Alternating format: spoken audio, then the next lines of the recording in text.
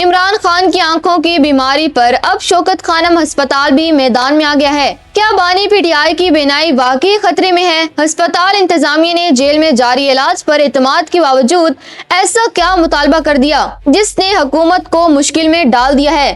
جانیے اس report میں۔ شوکت خانم ہسپتال کی انتظامیہ نے بانی P T I Imran Khan کی صحت کے حوالے سے جاری تشویشناک خبروں پر اپنا باقاعدہ رد عمل جاری کر دیا ہے۔ ہسپتال کی جانب سے جاری بیان میں کہا گیا ہے کہ گزشتہ رات سے عمران خان کی آنکھوں کی سنگین بیماری کے بارے میں گردش کرنے والی خبروں نے شدید تشویش پیدا کر دی ہے۔ اگرچہ ہسپتال انتظامیہ نے واضح کیا کہ وہ ان خبروں کی آزادانہ تصدیق کرنے کی پوزیشن میں نہیں ہے، لیکن اس بیماری کی نوعیت اور اس کے دیگر طبی مسائل سے جڑے ہونے کی وجہ سے صورتحال کو نظر انداز نہیں کیا جا سکتا۔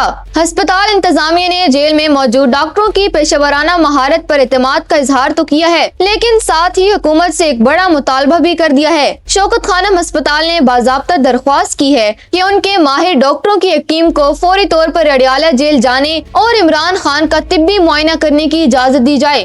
ہسپتال کا کہنا ہے کہ ان کے ڈاکٹروں کی علاج میں شمولیت سے نہ صرف بہترین طبی سہولیات کو یقینی بنایا جا سکے گا، بلکہ لاکھوں لوگوں کی تشویش بھی دور ہوگی جو اس وقت اپنے لیڈر کی صحت کے حوالے سے سخت پریشان ہیں۔